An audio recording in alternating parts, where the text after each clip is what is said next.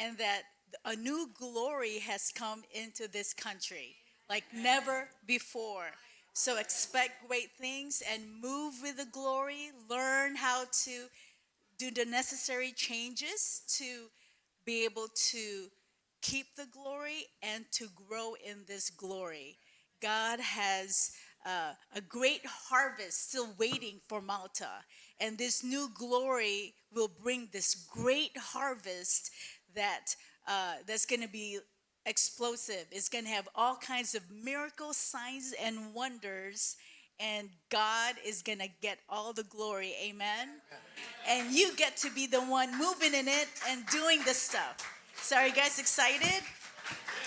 Look at your neighbor and say, you're going to do awesome things for God in these last days. Amen. And this glory is for everyone who's willing to pay the price for it, who's willing to abandon all to have this glory. The glory is like the pearl of great price. So I don't know about you, but Dave and I are addicted to the glory of God. And I pray that we get contagious and that you too become addicted to this glory. Amen. God bless you. We love you.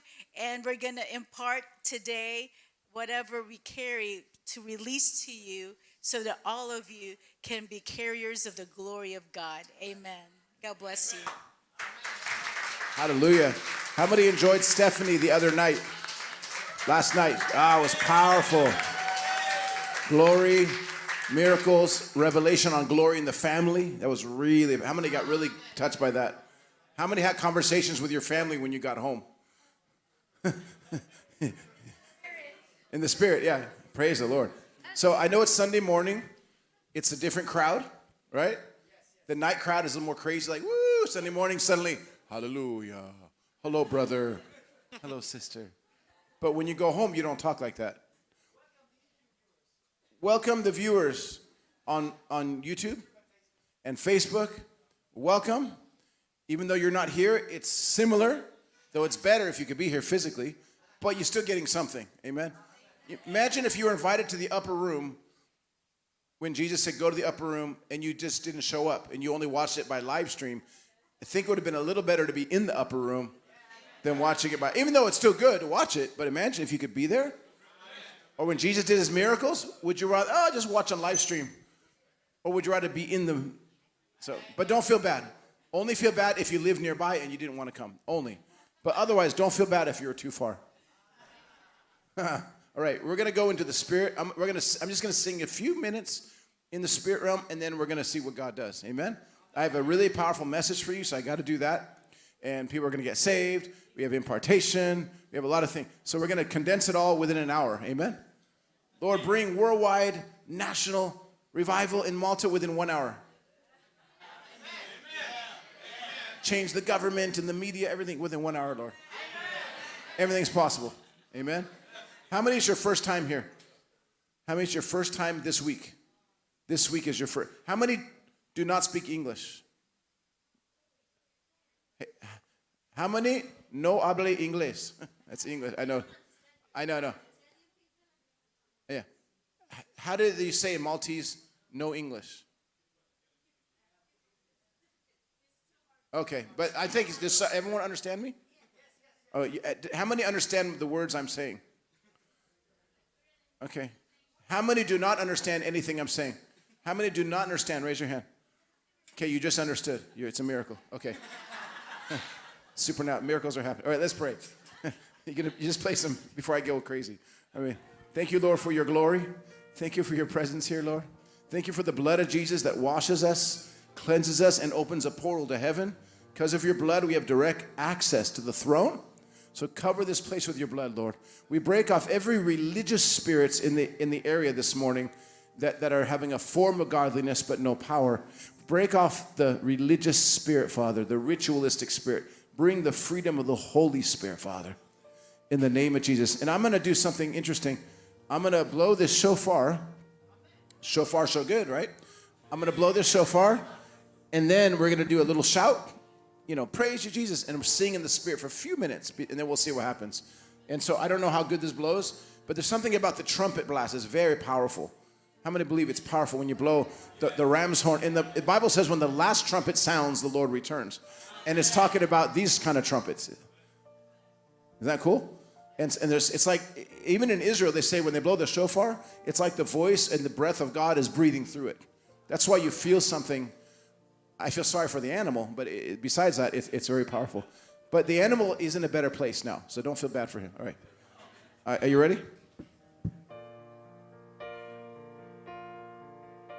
When I blow it, I want you to shout to the Lord. And we'll sing.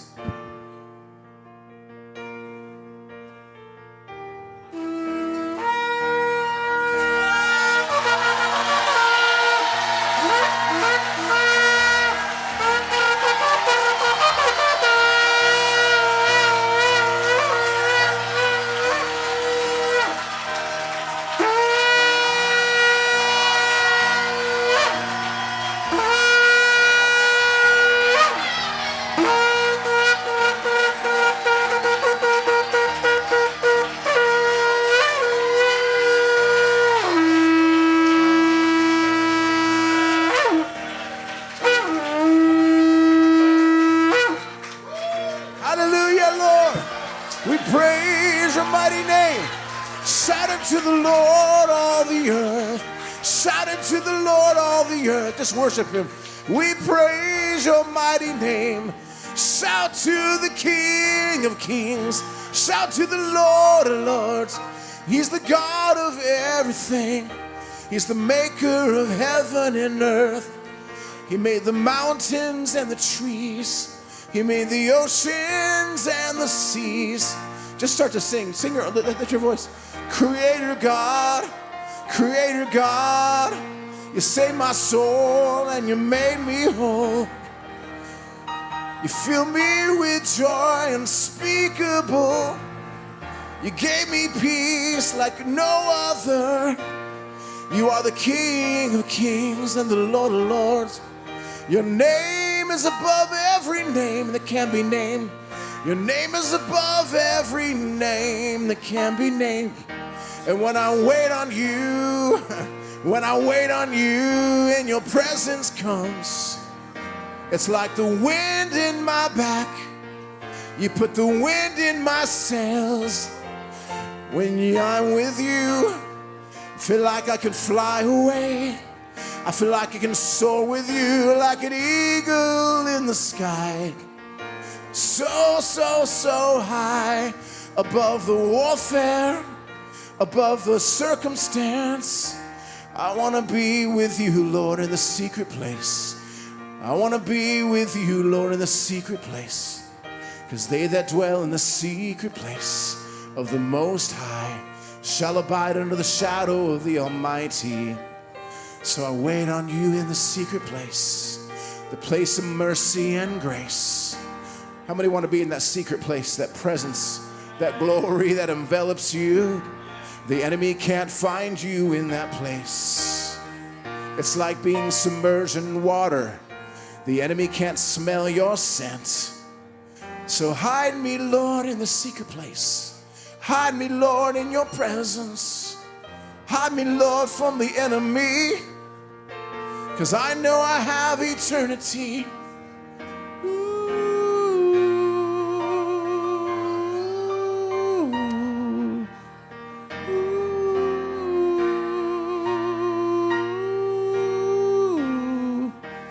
I'm singing with the angels. I'm joining heaven's choir, singing holy, holy, holy, in your glory, glory, glory. You're holy, holy, holy, in your glory, glory, glory. I'm walking on streets of gold. I'm walking on streets of gold where miracles unfold.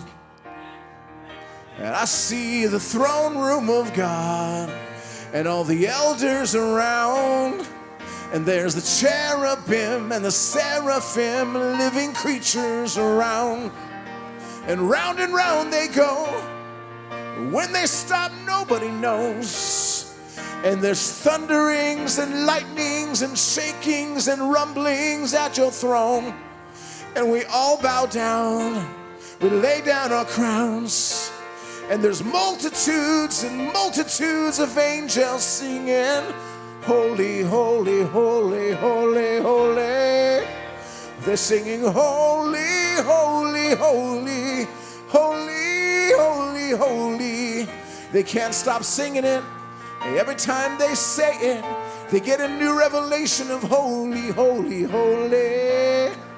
You're holy, you're holy. You're full of glory.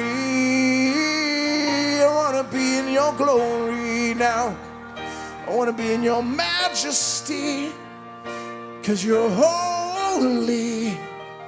You're the God of royalty and splendor and might. Ooh, glory. You feel that presence here? It's increasing right now. It's breaking through the hardness of our hearts. Soften our hearts, O Lord. Soften our hearts, O Lord. Soften our hearts, Lord God. Whew. The Bible says, I heard a voice, and it said, come up here, and I'll show you things you know not of. God's taken us higher. He wants us to come up to heavenly realms and see things we've never seen before. How many want that? Paul had a vision of the third heaven. How many want third heaven? The prophets of old were taken up to the heavenly place and saw things that shook them for days. They were like without strength because of the amazing things. How many want to see heaven? How many want to actually have heavenly encounters? You have access. You have another passport, a citizenship of heaven. You have 2 passports. He wants you to use your citizenship to visit heaven. How many want to do that? You have access to the throne. You're seated in heavenly places. You're a citizen of heaven. How many want to take advantage of all the benefits of citizenship? So you have diplomatic immunity from the virus, from the curse. How many want that? Like you have diplomats in Malta, and they have on the cars they have the license plate, diplomatic plates. Do you have that here? Do you have any diplomats in Malta? Amen. I don't know if everyone understands English because some are just looking at me like. And so they drive crazy. They park in the wrong spot. Nothing happens. What's going on? They get a ticket. But in the spirit realm, you have diplomatic immunity to the curses of the earth. How many believe that? To sickness, to poverty, even victory over death. Do you believe that? So how many want to live like a diplomat from heaven? From the most powerful government nation in the galaxy, you're representing the King of all kings, the Lord of all lords. You don't speak your truth, you speak his truth. You don't speak your opinion, you're speaking the opinion of the king. When they persecute you, how dare you say that? Oh, I'm not saying, I'm just repeating the king. Like in the USA, you have the spokesperson for the president, and the journalists are questioning, why does the president, well, the position of the president is, and they can get mad, but you're just the spokesperson. You're just speaking the truth of the king. How many want to be the king's ambassador? Like Paul said, I'm an ambassador. Who wants to be an ambassador? Or well, man, I feel the glory of the Most High God. Man, I can feel it's a different crowd here, but the glory is very strong here. Some of you are here, you're like, I don't know what's going on, but I feel something in here. It's a presence of the Holy Spirit. It's not a normal church service where you know, 3 hymns, hallelujah, you know, and then homily, a little message, go home. It's different. There's something living here. You know, and you can sing, all the churches sing the songs, but the glory is here. Just because you say the song doesn't mean the glory is there. You know, anyone can sing, Thy kingdom come, Thy will be done. You know, you can sing it on earth as it is in heaven. You know, you can sing it, but is the glory there? I could keep going, but I don't want to keep going. Right? It's the Lord's Prayer. It's precious. But just because you wear white robes and you sing opera like in Italy, Figaro, Figaro, that's not the glory. That's entertainment. But the glory, when it comes, you could be by yourself singing and God's presence begins to come down. How many want that? How many couldn't care less, but you could care more, what I'm talking about? Oh, okay. Now, how many have never seen a miracle while it's happening? How many here have never physically with your eyes seen a miracle? You see, maybe you only saw testimony of miracle after the service. Maybe someone singing word of knowledge and then they come say my tumor's gone. But how many never saw a miracle while it's happening? Put your hands high. You've never seen it while it's happening. Wow, that's like 3/4 of the church. I'm going to do something different tonight. This is going to be fun. Just take me 2 minutes and we're going to preach. Get me a chair. Yeah, get me a chair. Okay, I'll take this chair here. Okay, see, now they'll get me a chair. First they said, no, we can't. They're separated. And when I go to grab one, suddenly a chair shows up. That's the king's chair. Okay. I don't want to touch the king's chair. Jesus sits there. That's the king's chair. I don't want to take away Jesus' chair. So the chair is coming. Without a chair, we can't have miracles. It's terrible. No, I'm kidding. In the Bible, wait, there's no chair. Okay. Was it heavy? I pray for supernatural strength over your body. Yeah. Now, we're going to do some fun. It's a very simple healing, but sometimes just seeing it gives you faith. During the weekend, we had many miracles, many healings, all the weekend. Wednesday, Thursday, Friday. How many were here all weekend? Many people are testifying, miracles, healings. I don't know if tumors were gone, but there was hernias healed, there was backs healed, there was all kind of eyes, like someone had cataract, it disappeared. Just all kind of miracles are happening. Amen? But how many, maybe this will be a simple one. How many have a leg that's shorter than the other? One leg is shorter, so it causes problems with your back. Who has a leg that's too short? Raise your hand. Don't be scared. You have one? Too short? Okay, come. We'll pray for you. Yeah. Yeah, you come. We'll pray. This is going to be fun. You're going to watch a miracle. You're going to watch it while it's happening. You're going to watch it with your eyes. You say, how can you be sure? Well, you'll see. Hey, yeah, here, yes, good. Yeah, come. This is going to be fun. Here. So, go like that, depending on which leg is shorter. Which leg?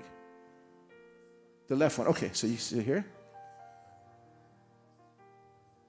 It's okay. It doesn't matter what it is. Why? Extra bone mass, no problem. Yeah. So sit all the way back. Yeah, and then I'm going to just see. Let me see. Put your legs out. Can you see the difference? Now, if you're sitting on this side, you can see it. I don't know if I should have him sit straight, maybe, because this is the shorter one. So it's. Can you guys on this side? You can't see it, right? Can you see it? So that you're all the way back, yeah. So you see, it's like maybe this much, right? Someone hold the microphone in my mouth while I'm talking. Yeah, it's kind of hard, but don't block them. So maybe, yeah, okay. As long as you're all the way back. Are you back? Okay. Yeah, sit straight up. I think it already grew. Well, I think sometimes it grows before I start praying. Look, it's already straight. Look. Wait, it's already straight. Many times before I can pray, it starts. Wow, look. There's someone else. You're welcome. Yeah, you're welcome. Anyone else? Anyone else? I'm going to ask the Lord to do it slower so we can watch. Is there anyone else has maybe one leg is shorter? Come on. Come on. It's going to happen right here. Raise your hand. Who's got a leg a little shorter? I know there's more than one person. There's got to be. Probably half of you have a leg shorter. How many say, I think I do? I'm not sure. We can check. Come on. Come on. This is so fun. So even one time, even big difference we've seen. How many have a leg shorter? How many have a back problem? How many have a back or hips problem? Okay, it could be your leg. So come on, we'll check. Come. Yeah. Let's check, yeah. I'm a doctor now. I actually have a doctorate, an earned doctorate in theology. So I'm don't worry, you're safe. There's a doctor in the house. Come. To what? To Schultz? Oh, perfect. You're just short. Sit down. Sit down. Yeah, but I'm gonna.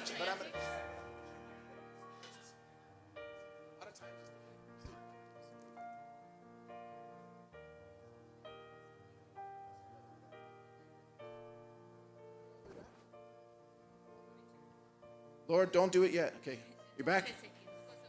Okay, can you make your legs straight? Can you? So it's a little bit on this one. Wait, no, and that's changing again. Huh? Yeah. Which one is?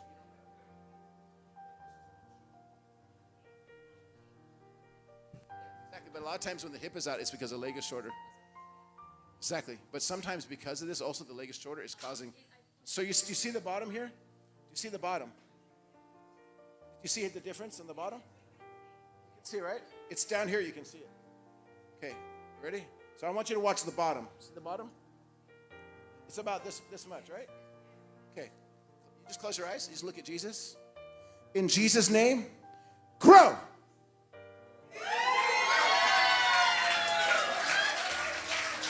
It just grew. We just sucked.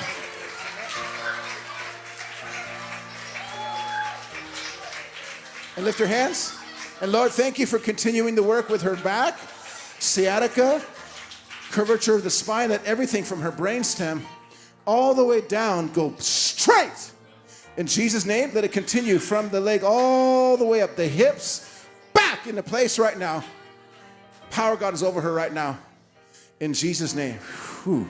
More. Oh, Lord, do a whole work in her spine, her back, her vertebrae, from her brainstem all the way down to her disc, to the hip. Align it back like a chiropractor, supernatural, pop back into place. Right now, align in Jesus' name. The power of God's all over her right now. Something is happening here. Back's being healed in Jesus' name. After back's being healed in Jesus' name. Thank you, Lord, for the work you're doing in her right now. Something is happening in her. I mean, she wouldn't be crying if it wasn't something happening. Something supernatural is happening. Amen. And wow. And after it lifts, you start checking your back and check everything. But something's already started. Why are you crying?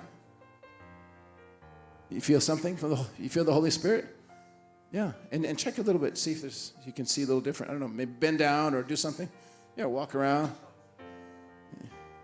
Something's happening. And you know, it starts now and it'll keep working through the day. What do you feel?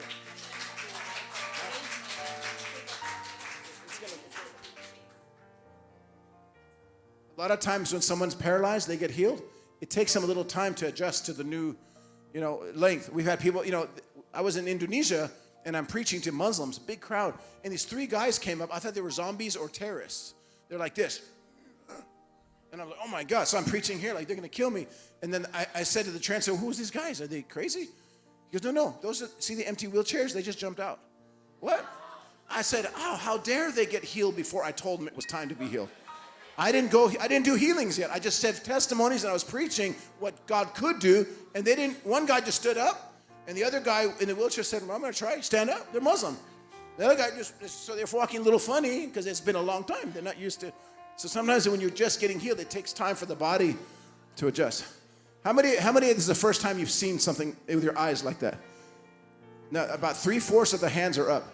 So you guys saw it, right? Isn't it like your faith is up? Okay, now I'm going to preach.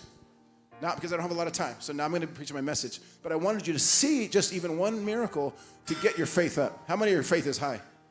All right. How many want to hear my message now? All right, sit down. Because Sunday morning, we don't have time. But if you missed the whole week, you really missed out. Imagine this was just 5 minutes. Imagine every night we were having tumors and ears and eyes. We were spending an hour with miracles. Huh? Yeah, but we can't right now. Yeah. So that's why you got to come to more meetings. The good news is we're not the only ones that heal the sick. Everyone that's a believer should be able to heal the sick. And Pastor and his wife train people how to. So you can just keep coming back and you'll get, so I have to preach the message God gave me. Now people say, oh, I want to do this now. It's not karaoke, like special request, right?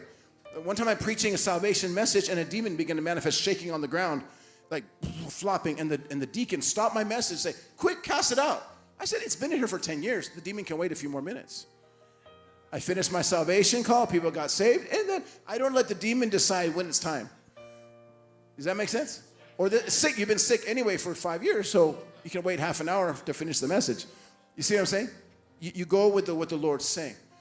Or sometimes someone prophesies, but it's the wrong timing. It's the altar call, One time, I'm bringing altar call, drug addicts are about to get saved, and the lady starts prophesying, thus saith the Lord, and they ran out. They got scared. They're, what the heck? I said, what are you doing? It's not the time, So how many want to know the timing of things? Or they blow the trumpet at the wrong time and scare everybody.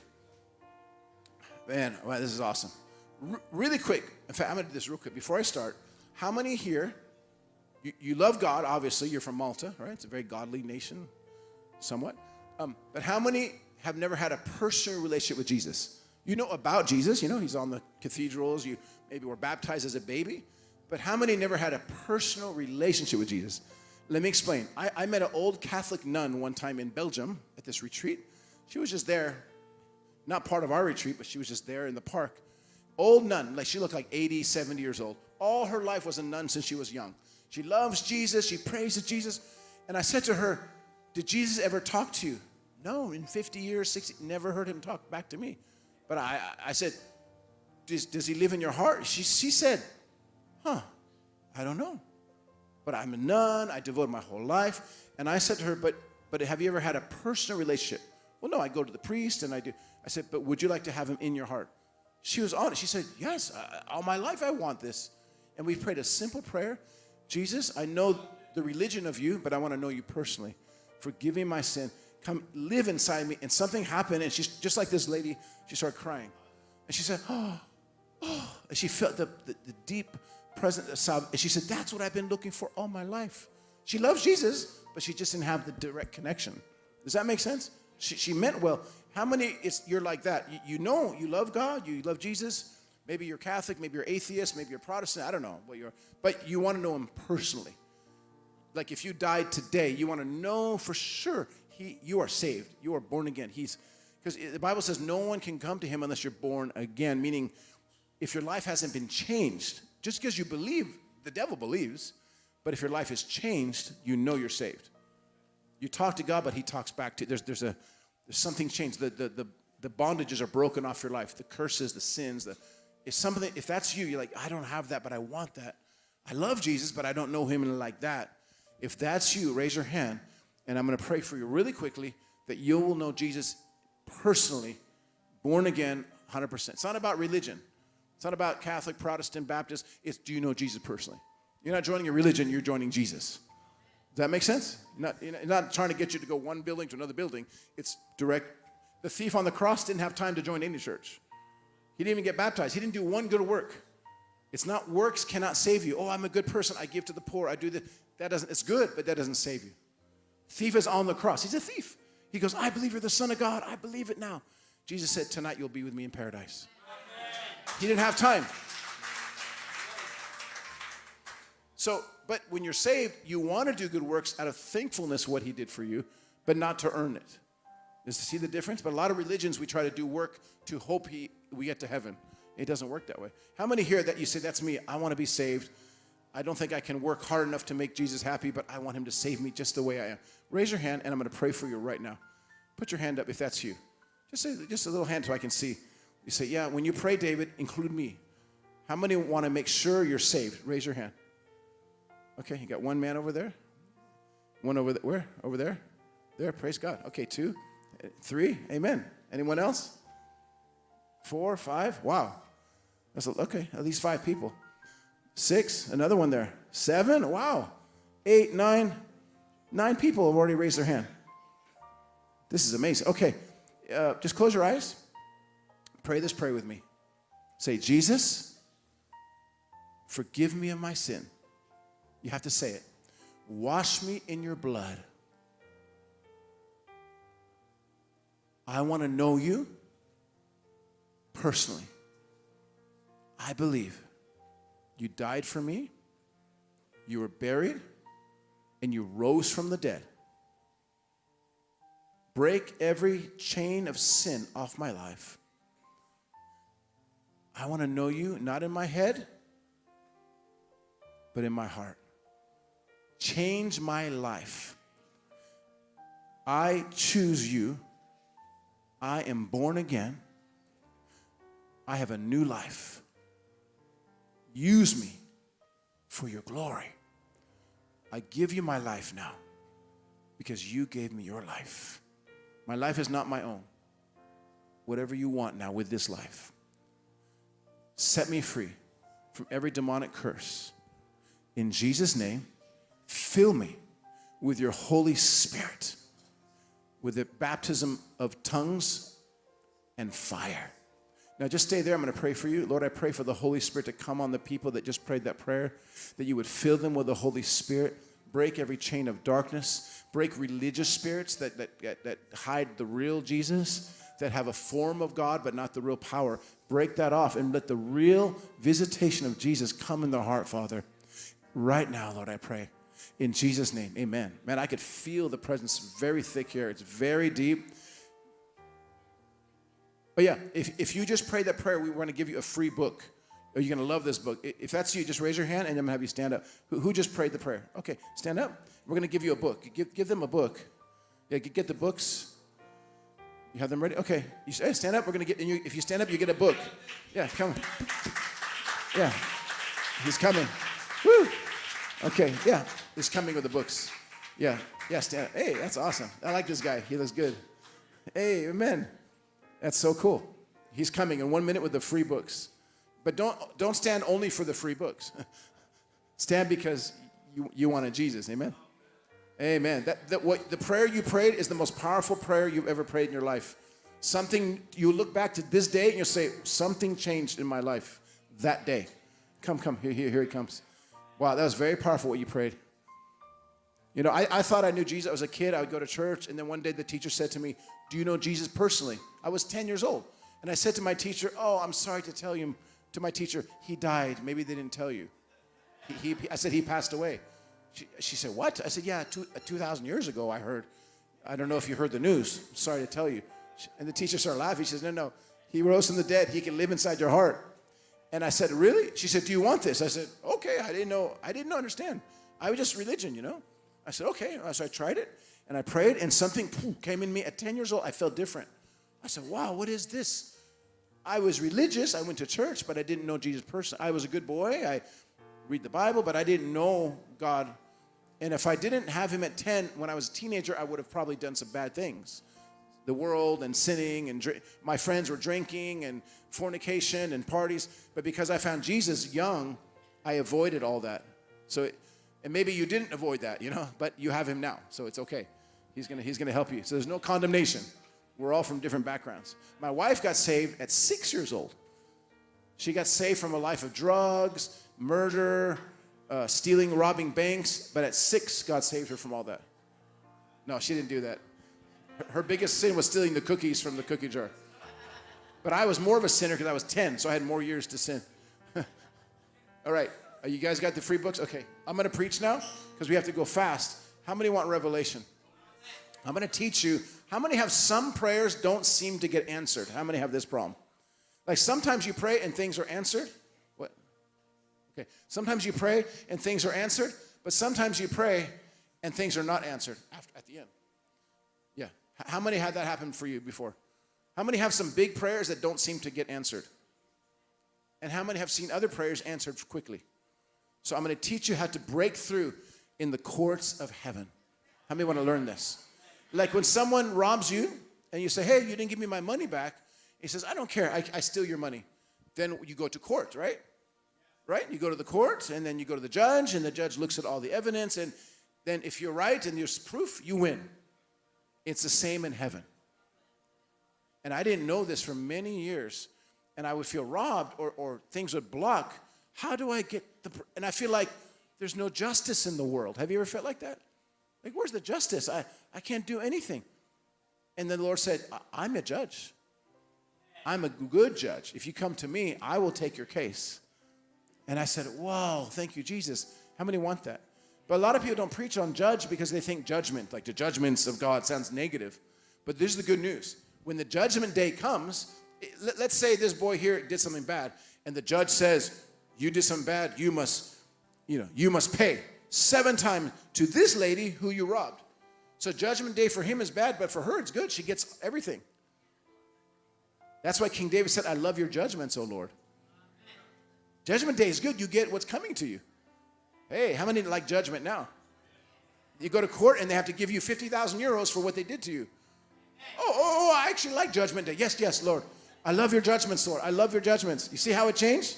But we think only in the negative, then we don't want judgment. You know, Egypt was judged severely. The plagues, the crops, the water, everything was destroyed. The frogs and all the houses, property values went down.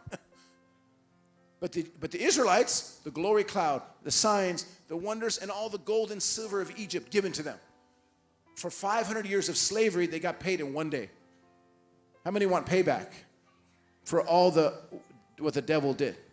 So the highest level of warfare is not just screaming at the devil, is when you take him to court. There is a level where you're casting out demons and you're, come on, Jesus. There's that level. But there's a even higher level of stuff where you go to the courtroom of heaven. You don't go to court and scream at the other guy. You. The judge will say, hey, silence in the court. Don't yell. Present your evidence. Show us your case. And then the judge will rule. And when he gives you the papers, you show the devil, I got the papers. You got to let go. How many want to learn this one? It's very powerful. If you can learn this over your situation, your family, your finances, your health, even your nation. You can go to battle over the nation when something bad is coming and say the government makes a law that's going to hurt everybody. The church can take it to the court of heaven. And if there's enough unity, it can shift the law and change it. Even irreversible laws. Because in the Bible, Haman told the king, make a law that all the Jews have to be killed.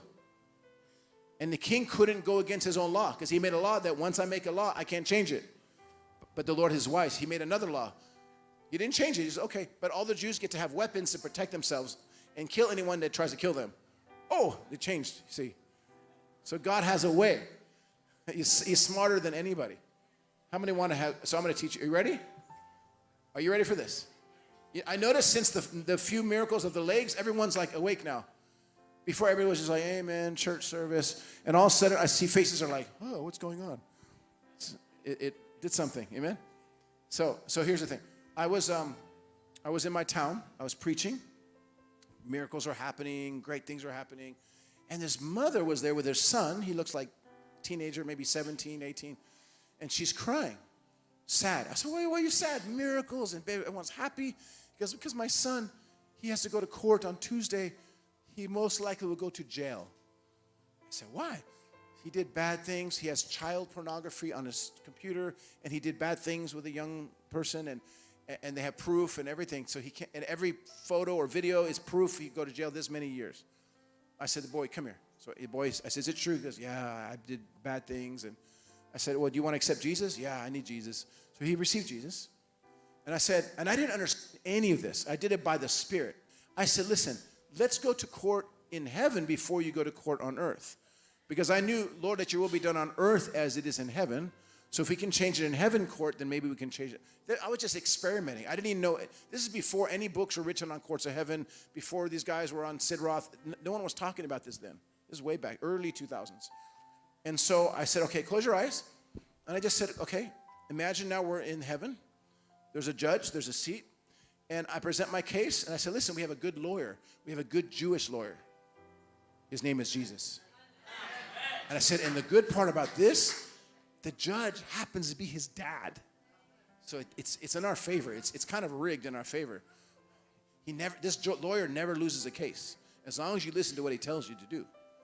So I said, okay, you repent. So he repents. I repent, Lord, forgive me. I said, Lord, he repents. And I was helping him. We present our case, but you can do this directly. I'm telling you what you can do.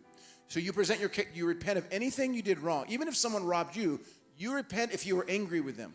Oh, they're stupid. I hope they die. Or whatever you said, repent, because the devil will use it against you.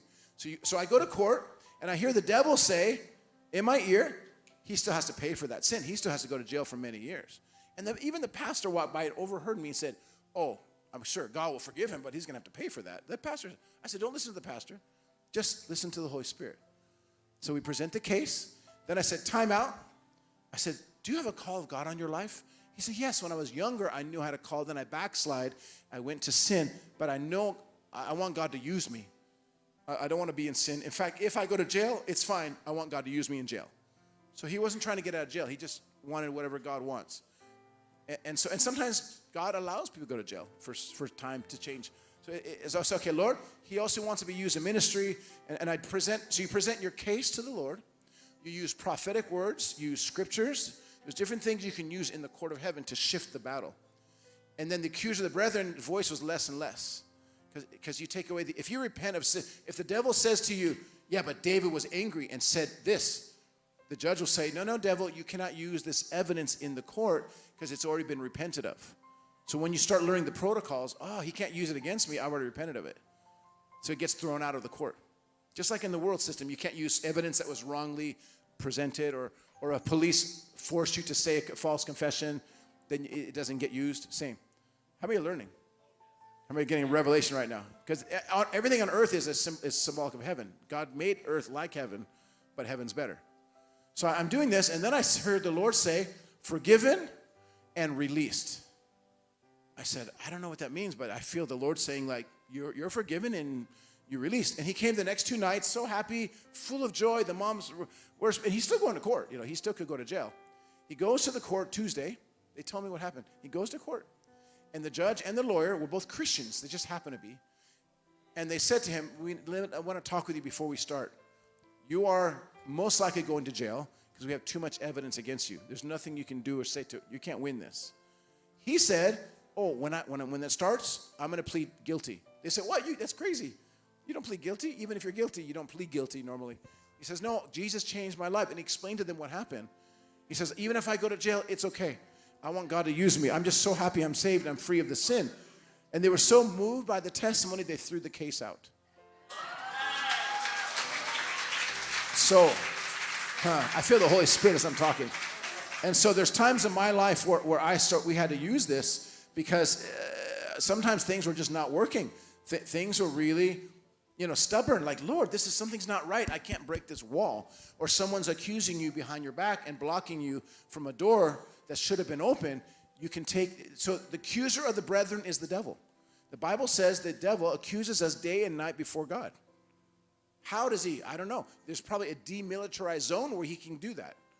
Like North and South Korea, in the middle, there's a zone where they can meet. There's a place where the devil's allowed to talk, like to Job, to talk against Job. He's able to somehow communicate with the Father and accuse. He accuses the saints day and night. So how many have ever been accused of things that's not true, right? Pastors never, but other people. How many have the media accused? Never, right? They never. Media is very close to the accuser of the brethren. They're very good at this. And so, but if you have to take him to court, and when they take him to court, then they got to pay a price. So you know what happens? I get less and less warfare like this because the devil knows, okay, I'm going to take you to court. I'm not going to scream in my room for 3 hours. I'm going to take you to court. And then the judge will have to take care of you. Who's your daddy now? We were going to Finland and doing a big Olympic stadium, and the demonic was so angry at me. All the religious people were attacking me because of the miracles. It was the former dead churches who were not moving in miracles, and they said the miracles are from the devil because they felt competition. Because the new revival's coming. They were the last revival 50 years ago. And so they were accusing, and then they were saying, don't come, please don't come to our nation, you're causing division. Jesus caused division too. Not everybody was happy about Jesus. In fact, they killed him, And so we went, and I said, Lord, I can't defend myself. They're talking against me in the newspaper, but it wasn't the secular media. It was the religious. One of them had their own newspaper and making cartoons about me. Where one cartoon shows a cloud coming from the church and says, no man can touch the glory of God. And then one is me saying, receive the glory of God. Just twisting, the scriptures. And so I said, Lord, I go to court of heaven. Lord, I'm going to go there, and these things being said about me is so not true. David is new age. David is demonic. And I could feel the heaviness. And so I go to the court of heaven in Arizona. I'm not even living there. I can't even defend myself. When I got there, all the secular TV stations opened to me to give my defense. The number one news channel, nightly news, the number one newspaper of the whole country, the number one radio show, even the show that they do, like the celebrities come, like the American Idol type. I was on this show, and they told me, don't go on this show. The guy's going to really attack you. Everything shifted in my favor. They asked me, so why are they attacking you? And I said, because they want to know, because I do an Olympic stadium. So they don't know. They just want to know what's this about. Why is this religious other ones attacking you? I said, well, it's like Jesus. He had miracles, and the others did not. So, of course, they got jealous. Or it's like politician. One is really good, and everyone attacks the good politician because he's good. So they make up lies and they understand, we understand that. And they publish that. So the religious are really, so they have a little following with their little newspaper, and I'm on the national hitting them back. And then every night I was in meetings, national TV, and I would make fun. I said, oh, anyone see the cartoon about me? Isn't that funny? And I'm laughing about it. And they're so angry because I'm not mad. I'm just laughing. And it shifted it. We had actors getting saved. We had politicians coming in the place. We had a complete shift. And the false advertising against us brought more people because they're curious. What's this about? Oh, sometimes, even bad press can turn into good press because they're curious to see if it's true or not. So more come. And even this one lady, she was known as like Monica Lewinsky. You know Monica Lewinsky with Clinton? She was the Monica Lewinsky of Finland who had slept with a known high-level minister. So she came and she got radically saved and slain in the Spirit. And the front page of the newspaper shows her getting slain in the Spirit on the stage. Falling in the Spirit. Sorry, not slain. I'm sorry. Don't translate that. Falling in the Holy Spirit. The Spirit came and she fell. And it shows on the front of the second newspaper her falling in the Spirit. It says, this woman receives Jesus. Everyone's like, whoa. How many want courts of heaven? How many want God to shift? Shift. Everybody say shift happens. Say shift happens. Just don't say it the wrong way. Amen. Spell it correctly when you say it. Amen. If you misspelled it, don't judge me. You thought something else. All right. That's not my fault. So, how many are with me so far? Okay, King David, even when you're in trouble, when you messed up, sometimes you mess up. King David messed up. God said, don't count your men to see if you're powerful enough. He counted his men. And then God said, okay, I'm sorry, I have to judge you. And he said, okay, you have 3 judgments. You remember this in the Old Testament? Either you're going to have famine, or you die by the sword, and there was one other, a sickness, I think, pestilence. And so I think he picked pestilence because he didn't want his enemies to defeat him. Jewish people like to eat, so they picked, sickness. And 70,000 of the Israelites started dropping dead. Like more than a pandemic that we've seen. And he goes, oh my God, I have to do something. So he repented, but he didn't just repent. He did a sacrifice, his own money. The priest said, we'll do the sacrifice. He said, no, I have to do it. I sinned. With his own cattle and money, he did the huge sacrifice. The moment he did it, it stopped the curse. That's courts of heaven. In the courts of heaven, you can also bring an offering with your testimony, with the prophetic, and God accepts it in the courts of heaven. It's not a bribe. It's like you're showing God your heart. Does this make sense? Hezekiah was supposed to die. God said, you're going to die. It's your time to die. And he remembered, but Lord, in the courts of heaven, he negotiated. Lord, I restored the feast back to Israel. I destroyed the pagan altars in the land that were worshiping the false gods. And in the Old Testament, in the feasts, one of the blessings is long life. So he said, Lord, I asked for more time. And God changed his mind. 15 more years. Nineveh is supposed to be destroyed. He goes to the courts of heaven. He pleads the case. The king tells the whole nation to fast, pray, and repent. And God changed his mind. Moses, I'm going to destroy the Israelites. They've angered me in the desert. They're stubborn. They don't listen. And Moses was his PR director at that moment. It doesn't look too good for you with Egyptians. If you want them saved later and you kill your own people, it might not be good advertising for the others to follow you too, And he was really negotiating with them. And so you can, Jewish people have a way of negotiating. Gentiles say, yes, sir, I obey. Jews say, let's talk about this. Okay, Sodom and Gomorrah. He said, if there be 10 righteous, don't destroy. 50 righteous. 10. He should have kept going down to 1. But he didn't keep negotiating. Peter was in a court case. Jesus said, Satan came to sift you like wheat, but I intervened. Jesus is your lawyer. He intervenes in the court case and said, no, you can't have Peter. You already took Judas, you can't have Peter. Peter probably would have killed himself too. He denied Jesus and he said he'll never do it, and he denied. He probably felt so guilty, like Judas, he could have killed himself easily. I mean, he knew how to use a sword. He didn't really know how to use a sword. He cut the ear off. He was aiming for the head. He missed. How many want God to, whether you've done bad and you need God to forgive you, or someone's done bad against you, how many need, maybe you did something bad and now you're living in a curse. Maybe you have a venereal disease from sexual immorality. Maybe you have, how many know God can still break that? And there's a courts of heaven is very, very powerful. And so, of course, I don't have 3 hours to go into every little detail, but how many are getting the idea of it overall? There's a story about the persistent widow. And she kept asking the unrighteous judge, not a good judge, a bad judge, please give me my claim, please. And he says, no, maybe next time. And she just did not give up. And the word says, how much more a righteous judge will answer your request if the one that's not a wicked judge even said, oh, she bothers me. Okay, fine, here's your request. But he's a good judge. He wants to help. He wants to give you the request. Sometimes court systems are corruption in some countries where even the judge is paid off and it protects the president and this, and like in USA, a little bit of that. But in heaven's court, it's just. How many want the justice of God on your behalf? I was telling Pastor another story. I was in another country, far away country, very far eastern countries, Eastern Asia. And they took an offering for us. No, they told us to do the offering. Then they said, we give you everything that come in the offering. But then when I received the offering, it was a good offering. The Lord told me, they lied to you.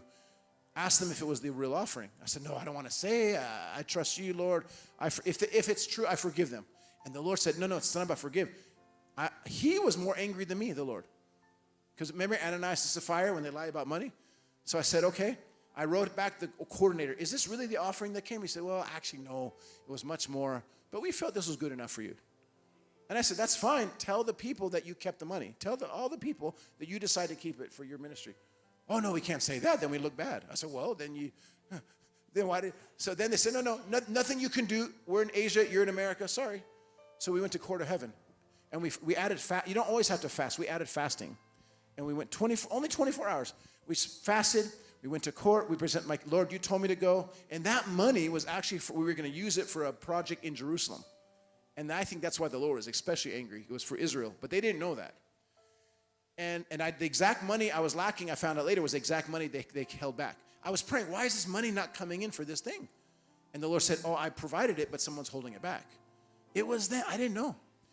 And so I said, well, okay. So I prayed, fast with Stephanie, Court of Heaven, and present all my cases. Lord, you said, the Word of God says, I use prophecy. I use everything. I repent for being a little angry. Lord, I forgive them. Okay, I forgive them. First, I repent. Because if I come in angry, the devil will say, oh, David's angry. That's a sin. It blocks my case. So you still have to completely free yourself of the... How many see the power of repentance? Why do you want you to repent of your sin? Not just to feel bad, so that he can bless you. Legally, his hands are tied. If we don't repent, he can't bless you. Then it makes you want to be holy. Okay, I want to be holy. So I can receive all the benefits, the destiny, the doors. How many want everything? It makes you want to stay holy because otherwise things are blocked in the spirit. You're praying here, and you don't realize your sin over here is blocking this over here. You think, oh, there's nothing to do with the other. No, it has everything to do because the devil's very smart. So begin to pray and seek the Lord. And then a few days later, they wired a big amount of money to me, $86,000. That's besides the offering they already gave me. It's the exact amount I needed for a down payment on a property in Jerusalem for something very important there. And I said, what happened? And the guy wrote, oh, they had an emergency meeting, all the board members. They all unanimously said, give the money immediately. I think there's something else that happened, but I don't know. They didn't tell me. They said, no, nothing, we're not going to do nothing. Suddenly they were scared to death and sent the whole thing back. I didn't bug them. I said, okay, I just prayed. How many want that kind of authority in the spirit realm? And this is work with secular things, with unsaved. It works. It is really. So how many know now you have more authority? You feel like no one can mess with me because I know how to go. I got friends in high places. I have connections from the Most High God. Stephanie and I were in Russia, and I have all my books I put in a lot of languages, so I have my books in Russian. How many speak Russian? Здравствуйте, как поживаете? Немного по-русски. Слава Богу. I'm Russian. I must kill you. It's nothing personal. It's only business. Eat and then I kill you. Putin tell me to kill you. It's nothing personal. I'm Igor. No, I love Russians. I love the Ukrainians. But they're great people, and we preach them many times. They're like friends for us both. There's no difference. For us, we love both. And we have very close friends who are Russian and very close friends Ukrainian. And they all love each other, and the ones that are saved. There's no war between the saved. They mix together, no problem. So we go to Russia. We get to the customs, and one suitcase has all my books in Russian. Now, technically, I think you need a visa to preach in Russia. At the time, we didn't know. And the lady goes, okay. Oh, this suitcase, just open it just to see what's in. And that was the one with the books. I'm like, oh. I said, okay. They open it. Oh, what is this? No good. Wow, book in Russian about Christian. No. You don't have a visa to preach. No. Screaming. They take us to a back room. They confiscate our passports. Undercover police is checking me on the internet. Oh, man. 1 hour, and my ride is saying, where are you? The plane arrived. Where are you? I said, oh, we're stuck in in the cut. Actually, I could see, I don't know how, where they took us, I could see the door and then them looking at me on my right. It was at the exit, but they're holding us. They said, you cannot bring these books, and you even probably cannot come to Russia. And Stephanie reminded me, honey, let's do Courts of Heaven. I go, oh, of course. I was saying, I was saying to her, these people are so stupid. It's just books. It's so low IQ, these Russians. I was a little upset. And then I had to repent. Oh, Lord, forgive me. They're just doing their job. I forgive them. I repent. They're smart, maybe. I don't know. I release them. I was just upset. And then I said, Lord, I present my case. You told me to come to Russia. You told me I would come. The door opened supernaturally. They said I need a visa, but you knew if I asked for a visa, they're not going to give you the visa anyway. So now, Lord, I repent if I did something wrong about the visa thing. You choose now what happens. Please judge this situation. Because once there's a judgment, then there's a verdict. So I asked for a judgment after I repent. And then so we were there an hour and a half, interrogation from the Russians, and suddenly, the 5 minutes after we prayed, the lady comes back, you can go now. What? Well, what about my books? You can bring your books. Really? So I started acting very American. Well, why did you detain me for an hour and a half? She said, don't ask, just go. And I listened to her advice. Okay. I want my rights. Why was it? No, you're not in America. You got to remember, you're in another country. And Obama was the president, and he didn't like Putin, so he's not going to help me if I ask him. He's going to say, you're on your own. And he's not even very Christian, so he'd be like, it's your fault. So we got out. So get out of jail cards. Paul had a lot of get out of jail cards.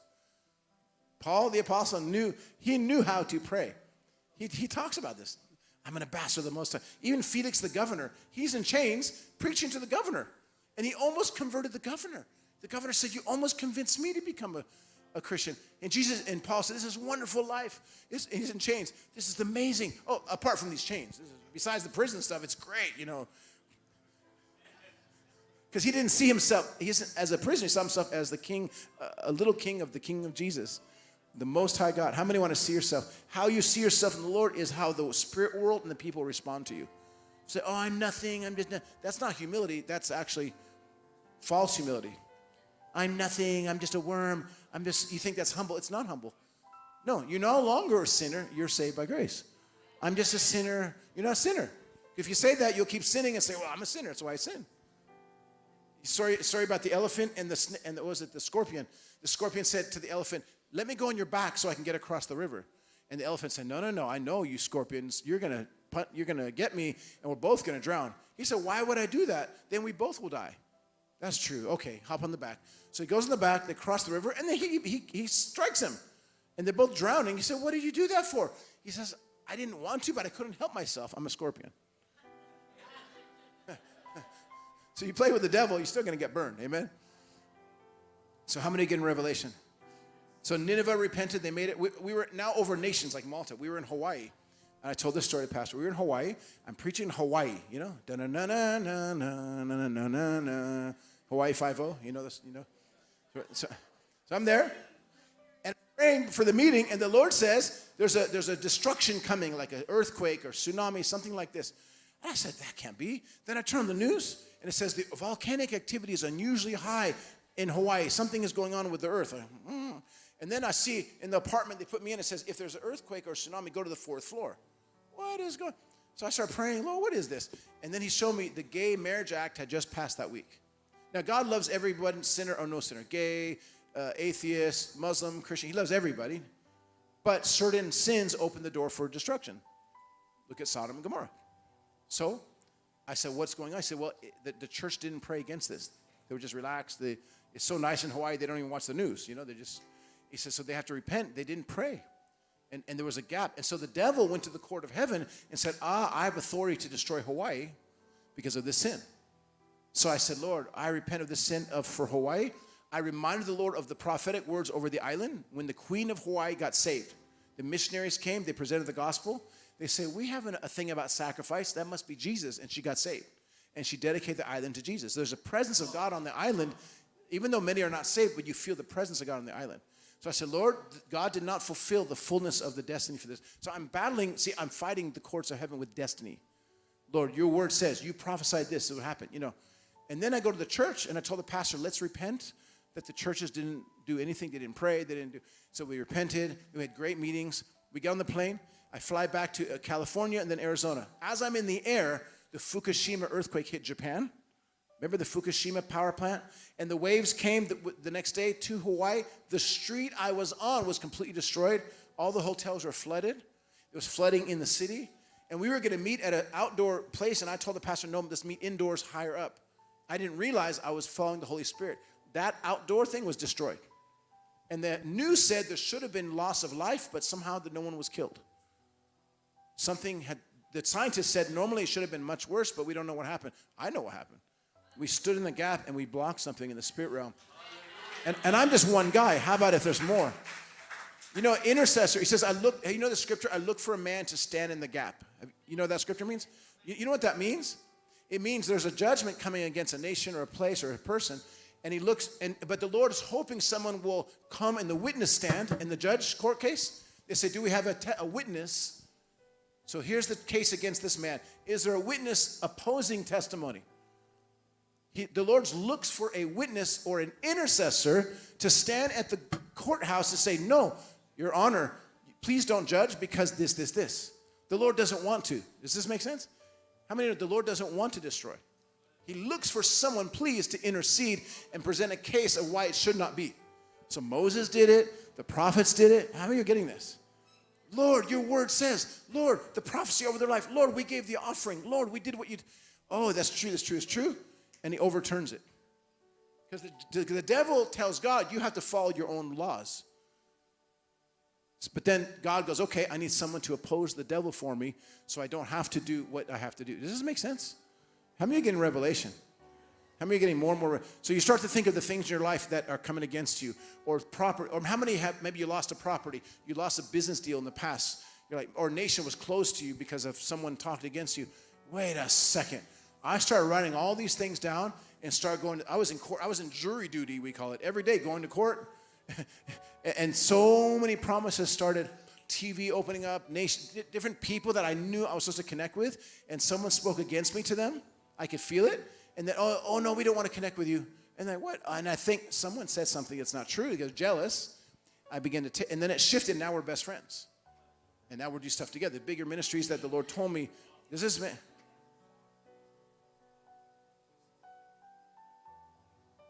Yeah, I'll say that one. Yeah, I was telling you that too in the car.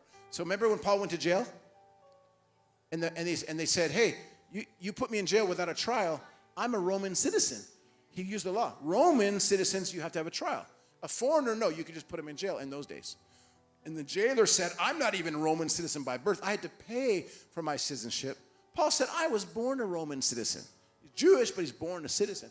Oh my God, we're sorry. Okay, go. No. I want to go with the parade. You know, he used he didn't just say, okay, martyr me, kill me. No. Many times they try to kill him. The Romans had to deliver him in a basket outside the wall to not be killed. He gets shipwrecked. He still makes it. In Malta. Have you heard of Malta? It's a little island of very friendly, hospitable people that used to have snakes, apparently. And I didn't see any this time. And he survives a shipwreck. Oh, he finally makes it. And you're Maltese seeing Romans with a bunch of prisoners. Shipwreck. They make it barely.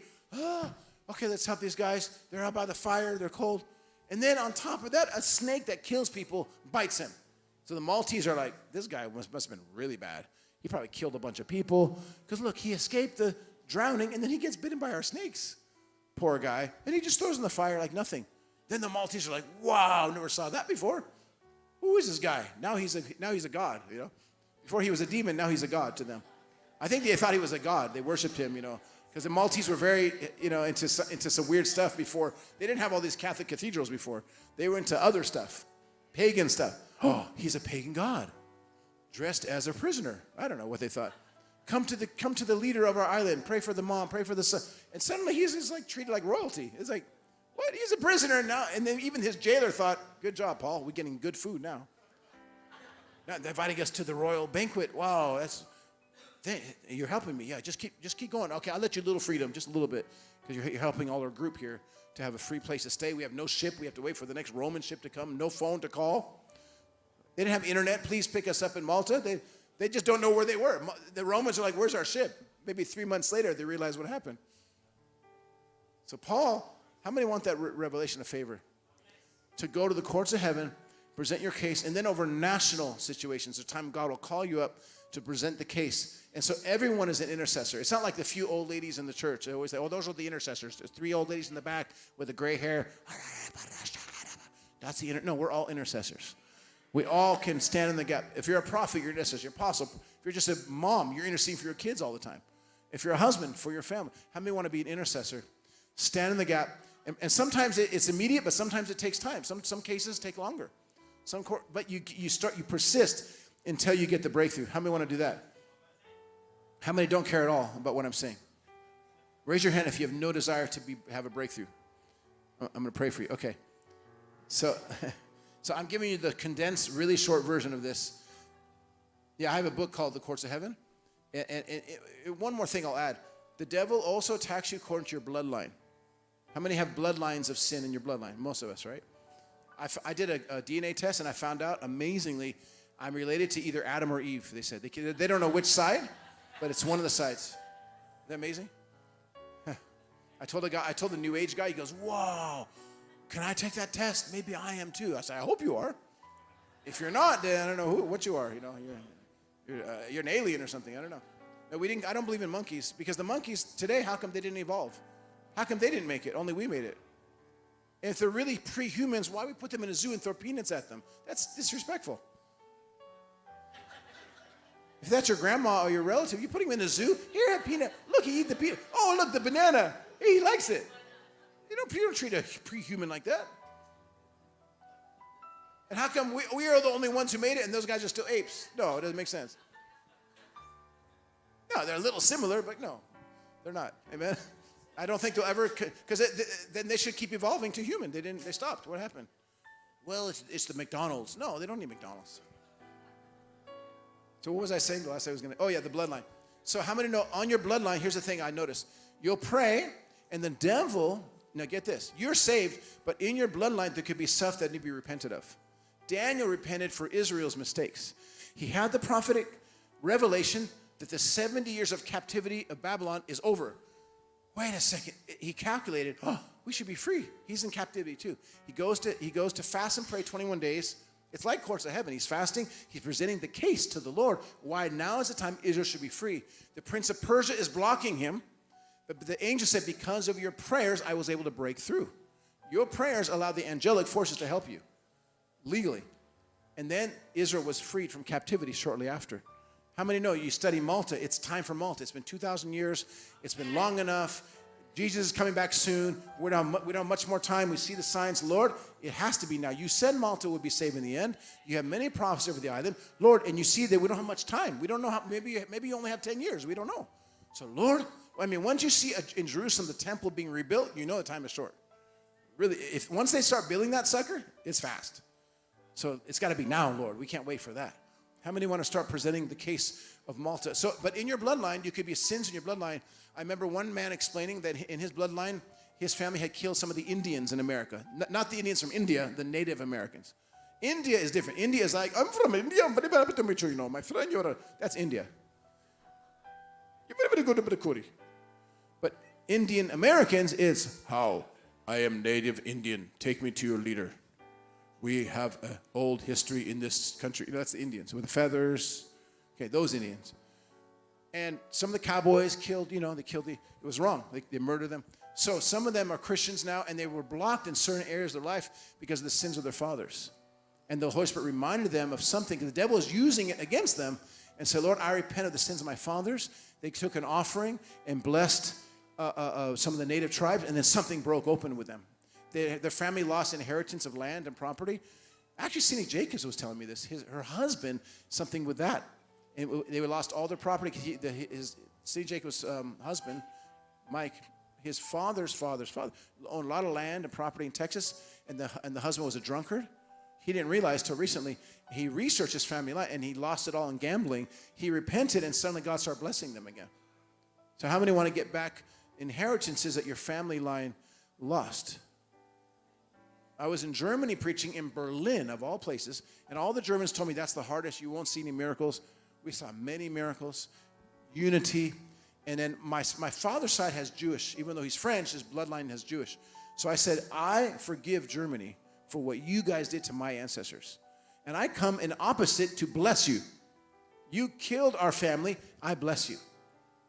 You murdered them, but I come to bring revival. And and you know that one of the curses over Germany, this is one of the curses, they couldn't have revival for 70 years because of what they did to the Jews. And the Bible talk about 70 is always a very prophetic number of the end of a judgments. 70s. So, it happened to be the 70th anniversary of the end of World War II. Just a few years ago. And I'm in the hotel watching in German the TV. I don't understand. They're showing Hitler. And I was like, why are they showing Hitler? And they said, no, we're not promoting Hitler. We're talking about the end of the war. And the president of Israel was visiting Germany. It was very interesting. And it all culminated. And I said, I declare revival now can come to Germany again. God forgives the sins of the land, the church repenting. And I had to do it for them, and they were crying. And my father was in France during the war. They were running from the Nazis. Yeah, it was in fact, he came after on a boat, 13 years old, to New York and then California. So I was able to go back in the bloodline and set them free. Isn't that powerful? My grandmother was Polish Jew. I went to the Auschwitz and we began to pray and repent for Poland, and we had revival break out in Warsaw. And my mother's French, on my mom's side, from France, just French, no Jewish, just French. So in France, when I got to France, it was very hard the first year. Oh, who's an American guy? Who is this guy? You're just a big American. You're not French. I'm French. No, you're American. So I start praying, Lord, I declare my right as a French citizen. I got a passport.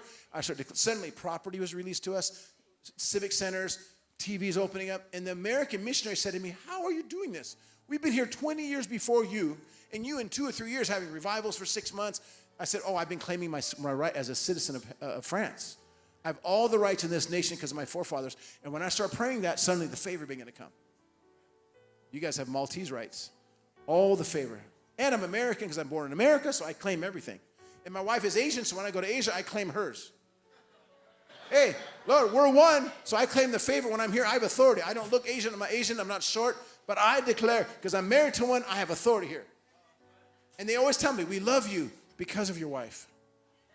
The Asians always tell me, we love your ministry because you made an Asian and we trust you. Like, come on. I can't marry every race just for them to trust me.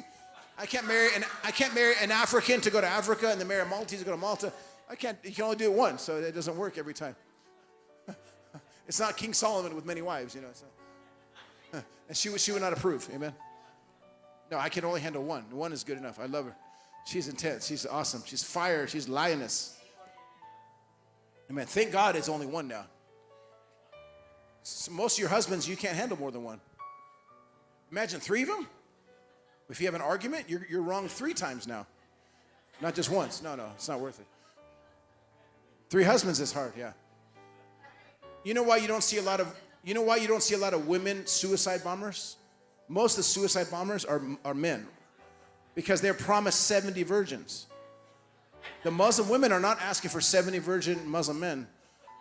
So they're like, no, thank you. It's okay. I don't know why. They don't want it. They're nice, I heard. They're nice, But if you're Muslim, I'm not offending you. I'm just making a joke. We make fun of the Mormons too, because they used to have many wives.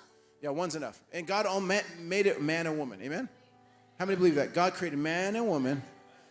In America, they're trying to change it now. It's person and person or something. Like, if you don't say the right pronoun, they get very offended, One judge is a judge. Now she wants to be a judge in America. And they're trying to accept her as a judge, this African-American woman. And they asked her a question. It was on TV. What do you believe the definition of a woman is? She said on live TV, I don't want to judge. I'm not a biologist. Do you know the difference between a man and a woman? Because now it's a vague controversy. You can't say man, woman. It's whatever you feel. She said, I'm not a biologist. So you have to be a biologist. And I know the difference. My doctor told me the difference when my baby was in the womb. That's a girl. A boy looks like this. I mean, it's getting quiet in here now. We're in the last days, guys. This is where they change good as evil, evil is good. Amen. But I'm bold to say this because I'm leaving soon, so I can't. But God loves everybody. The love doesn't change. He loves everybody. Man, woman, gay, straight, Muslim, Hindu, Buddhist. He loves them so much, and he wants to save them all. supernaturally. You believe that? And not one is better than another. Sinner is sinner. If you go to hell, you're going to hell. Well, I'm not as bad as him because I don't do this sin. If you're going to hell, you're going to hell. It all is the same anyway. How many want to be free? So we're going to pray in a minute here. I'm going to lead you into a little prayer, and then we're going to do an impartation. We're going to do an offering. We did salvation already. Okay, we're going to do it all very fast. I'm remembering everything Pastor said we need to do for the Sunday, but I want to get everything in. Amen. How many want to do this prayer? So when you pray on your own, do this daily. It's not me praying with you. You pray it. You come, Lord, here's my case. You have a case. How many have a case? Many different cases, okay? Repent of anything you can think of that would block, that the devil could use against you. If you have, how many have a lawyer? How many have ever used a lawyer before? They'll tell you, is there anything I need to know that they will, like, I don't know everything. Maybe you didn't tell me everything. Maybe you did something wrong. The Lord said, it's okay. I'm not going to get mad at you. Tell me now so it doesn't come up as a surprise in the court. Or if you're running for president, they'll say to the guy, listen, do you have anything in the past that they could use against you? The person doesn't care. The person's like, I'm just trying to protect you. Tell me if there is, we'll try to clean it up. We'll come out in front and say, okay, that was the past. So they'll say, come out in front and admit it now before you run and say that was the past, and that way they can't use it against you if you admit it. Did you know that? But if you hide it and then they use it, then you're finished. Same in the world system. Interesting, isn't it? So I say, Lord, okay, forgive me this, and then present your case. Because if you don't repent first, the devil will right away attack you and use it against you. How many know Kanye West? So he really is a believer. He really accepted Jesus. But the problem is when he ran for president, he made a big mistake. He tried to run for president when Trump was running, and he stepped out of his lane. He wasn't called to run for president. He's a rapper that got saved, and Brad Pitt goes to his meetings. But when he went out of his lane, his wife warned him, don't run for president, because he still has issues that God's dealing with. The moment he stepped in, boom, his marriage got destroyed. They separated. They're divorced. Immediately, because it was his marriage, his family was still, being worked on, and he wasn't called to be president. But if you're called to something, then there's a supernatural protection. Does that make sense? Don't try to do something because someone else is doing it. Don't try to be an apostle of a church or a pastor if you're not called to be a pastor. Well, I could do the same as him. I go down the street, start my own church. If it's not God, good luck, because you'll need it, because you won't have the favor of God. It's getting quiet in here. So I only do what I know God wants me to do. People ask me to do many different things. I only do what I feel God told me. Because I know if he tells me, there's favor. If he doesn't tell me, I'm just wasting time. So you pray the prayer. Repent, present your case, then use prophetic words that you've had maybe, or scriptures. This scripture for sure. Lord, your word says, by his stripes I'm healed. The devil has to pay back 7 times. And then giving. And we'll do giving in a moment. Giving an offering can shift the verdict in the courtroom of heaven. How many believe that? Even Solomon, when he gave the 1,000 animals, he was asking for wisdom. Something shifted, and God said, because you didn't ask for all these other things, I'm going to give you the wisdom and the wealth and the greatest military and everything he asked for. He got more than he asked. But he gave 1,000 animals, and it shifted heaven. So giving a sacrifice in the courts can shift it. One more example. I was in Israel one time. We used to go every year. We go every year. I'm at the wall praying. I said, Lord, you told me, I'm going to courts of heaven. You told me that I should go on television, and no door has opened. You told me I was supposed to do media and television and be invited to television. And then the Lord said to me something crazy.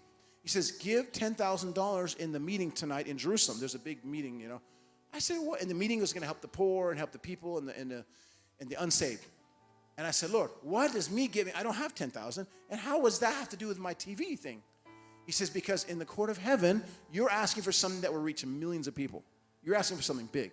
The devil knows you're going to destroy his kingdom if you go on TV. So the devil is blocking you, and he's saying in the court of heaven, David is not given to the degree he's trying to receive. Are you listening to what I'm saying? That's why God's telling me to give a big offering, so he can legally bless me like crazy. Does this make sense? It's a court case. So I go, okay. So I said, but my wife has to be in agreement. And I'm sure she's going to say this too much, I go to her, honey, God told me something. She goes, God told me something too. Let me tell you first. Okay, what is it? God told me you have to give $10,000. I was hoping she didn't agree so I have an excuse, I said, yay, that's great. What is yours? It's the same. Isn't that great? Yeah, hallelujah. Oh my God. And I didn't have 10,000. I had 3,000 in one account. I had some credit cards. If I put everything together, it's 10,000, but then it wiped me out. the Lord said, do you trust me?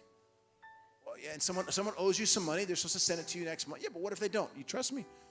Okay, so I wrote the check. I put the whole $10,000. That night, someone came from God TV. At the time, God TV was in Europe with only 6 hours.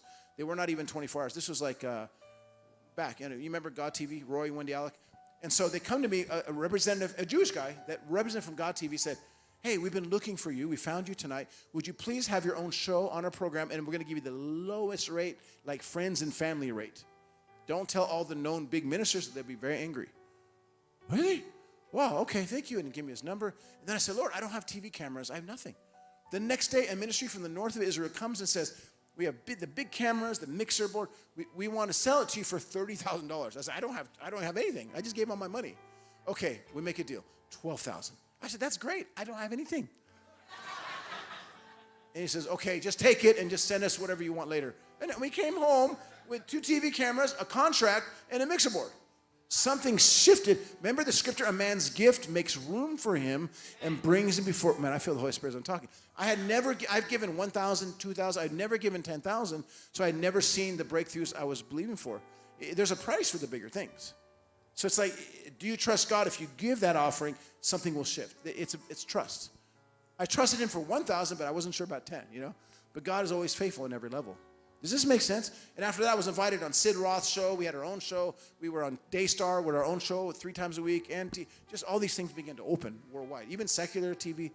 But how many want God to shift something in your favor? We're going to do a prayer, but we're going to do the offering with it at the end. So the first offering is for the church. The second offering, he said to do the offering, to let them sow into your ministry. So I give you opportunity, but I'm going to pray with you for something to shift in your situation really quickly. How many want that to happen? So how many excited about giving? Not like, oh, I have to give.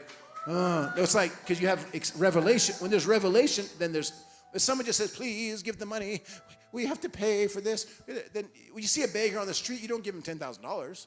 You see a beggar, please, a few quarters, maybe €1. But then when there's revelation, then you want to do it. Does that make sense? Someone says, if you invest $10,000 here, you will make $1 million in 2 years. You want to invest it. See, you have to see it like that with the Lord. Are you ready to give? I mean, put your hand. You don't have to give. You get to give. So it's no one's forced to do anything. But those who want to give. But we're going to combine the giving with a prayer for breakthrough. Now, when I give a sacrifice, I give from my personal. Separately, my ministry gives. I used to only give from the ministry. The Lord said, no, you personally give some from your own. Then he told me, your ministry separately. And I used to have a business too, LLC. And my LLC would give separately. Because each entity started getting its own blessing. Does that make sense? A lot of ministers just give from their ministry to bless. Then their ministry is blessed, but they're not blessed. Or vice versa. They'll give personally, but not their ministry. And I started learning, let each entity that you carry give the sacrifice. It's getting quiet in here. But why do you think there's so much poverty? Even though Europe is a very rich, people think, oh, Europe is so rich, but the most Christians are poor. All over Europe I go, the rich are not the Christians. Isn't that weird?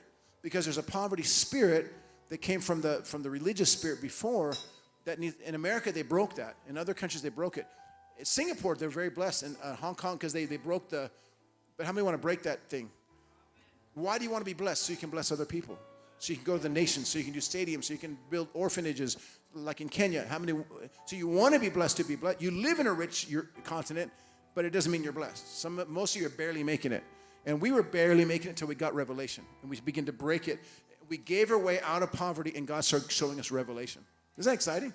So I'm not doing this for me. I want you to get the revelation so you stay blessed, so you can fulfill your destiny. Amen? It's not just to have a big car, a big house. It's so you can do the destiny on your life. That's the main. He'll bless you, but that's not the main purpose. It's for the destiny, for his kingdom's sake. Amen? So put up your offering and ask your husband and wife, if you're giving, what should we give to break something in whatever you're praying for to break. Amen? We're going to give an offering with purpose today to break something. Yeah, we will use it for the Lord, but you're using it for breakthrough. And we're going to give this offering. The first offering was the tithes for the local church. Your 10% goes to your church. This is an offering sowing into the message of the speaker. In the Bible, there's different offerings. There's actually first fruits, tithes, special offerings. There's all kind of different offerings. First fruits, I found out, is another thing where like the first paycheck you got in your new job, many times I'd sow it. That's my first fruit, the first of something. And then the tithe is 10% at least of, is different things. But first fruits, like the first something I'm going to give, let's say you have a fruit tree, your first fruit. Hey, Pastor, I want to bless you with the fruit. I got some fruit. It's my first one. I want to give it to you. It's like a special thing. Anyway, I don't have time to teach all that stuff. One day I'll come back. We'll teach more stuff. Because I have old teaching on violent sowing, violent reaping. Then the third level is you reap where you never sowed, and then you get the wealth of the wicked later for the righteous. You practice in the church, and then there's higher levels where say, buy this property, and then next year it sells for 3 times, like all this stuff. But I won't do that now. Ready? Put your hands in the air like you just don't care. Hey, we're rapping now. Because it's a joyful offering. It's not a funeral. It's not a funeral. It's not a funeral for your hundreds of euros. It's going to make babies and come back. So, Father, we bless this offering in Jesus' name. We sow it into your glory. We present it as evidence in the courts of heaven of our heart, Lord, that we trust you as the provider, as the judge, as our source, Lord, not our own strength. We present this with our evidence, whatever it is you're going to be praying about, with the prophetic words of our life, with the scriptures that you promised us, Father, with inheritances that should have been released to us, Lord. That you would stop the mouth of the accuser of the brethren, and that justice and a verdict were released in our favor in the name of Jesus. And just as Cornelius gave and the heavens opened, Moses did something, King David gave an offering, all through the scriptures there was an offering connected to the breakthrough, that we ask you for this breakthrough now. With repentance, we repent of anything we've done or said as a reaction to the injustice that we had. We forgive the people, but we ask you for justice now in Jesus' name. Amen. So you can, how do you want to do it? You can come up and give, or? Yeah, I like them when they come up. It's more fun. Because it breaks the poverty spirit sometimes when you come up front. Because when I was a kid, they would say, oh, there's a little wooden box in the back. Just secretly give it in the back. Because the idea was you don't want anyone to see that you're giving. But the Bible says as long as you give, when you give to the poor, you do it in secret. But then there's different kind of giving, you do it in public. You know, how did Jesus know the widow gave 2 mites? Because it was public. And then we're going to do one more prayer of impartation. Pastor was very generous today. He said to me, normally it's 12:30, but I let you go to 1. That's big for Sunday morning. That's, you know, so I think we're going to pull it off. So it's supernatural that I can do it by 1. Yeah, we're gonna. Yeah, so right after this, we're praying for that. Yeah, that's why we have time. Yeah, I didn't forget. I had my caffeine this morning. So Holy Spirit plus caffeine equals I've got the power. Red Bull plus Holy Spirit equals power. No, I didn't have no Red Bull. It was yerba mate. Praise the Lord. Where's that cool? The legs growing out. I love it. One time a guy took his leg off and he had no leg. I didn't know. So my daughter was little, like these little guys, and she was helping me pray. And he goes, well, I was in Vietnam and I lost my leg. And he took his leg off. I said, oh, he's just a little stump. I said, okay. So we started praying and the thing began shaking like a machine. And it began growing, and the next day growing, and then the meeting was over. So his false leg doesn't fit anymore. So I don't know what happened. I don't know if it kept growing or if he had to get a new false leg. But every day it kept growing and growing, the stump. But we only had 3 meetings, and I had to go back to France. So I don't know where. If you see a guy walking around with no leg, halfway grown, that's the guy. Or maybe he kept praying. All right. Lord, we bless these offerings in Jesus' name. I pray for crazy miracles, even in finances. We've seen physical miracles here, but I pray there'll be crazy testimonies of crazy inheritances, homes released to people, giving to them, jobs released, all debts canceled completely, Lord. Shifts, Father, things that were held back, released to them, Lord. Even court cases suddenly untangled for them in the name of Jesus. Crazy miracles in justice, in finances, in health, in whole families being saved, I pray, in Jesus' name. Amen. Now we're going to pray impartation. Who wants that? And I think Pastor will explain it maybe. You want to explain it? How many like his shirt? Doesn't his shirt look good? It looks cool. He's stylish. If he wasn't saved, he'd probably be in the fashion industry, you know. But thank God we got him out of fashion industry, out of Versace, and he came here, you know. You want to say something before we do impartation, or how you want to do it? Oh, okay. So how do you want to do it? Okay. Yeah, everybody stand up, lift your hands. Now, there's different ways to do impartation. We have another way we've noticed in the upper room. How many know the story? Yeah, with you. We're just going to do it like this. In the upper room, how many know the story? Upper room. How many read the story about when the Holy Spirit fell, Acts chapter 2? How many know who Jesus is? How many know who God is? All right. In France, I said, Jesus loves you. And they said, we don't know Jesus. Is he Jesus, the guy who plays the accordion in the subway? Jesus? They don't know. They're atheists. I had to start with Genesis. But In the upper room, whoever was there got it. Do you read the story? It wasn't two guys praying for everybody. And they were all filled with the Holy Spirit. So this weekend has been like an upper room setting. Do you believe that? So as you raise your hands, I'm going to pray that the hand of God touches you. You want that? Yeah, and then we'll do one for ministers as well. Yeah, you ready? So first we'll do everybody, then we'll do specifically ministers. All right, put your hands up. And I want you to see the hand of God touching you.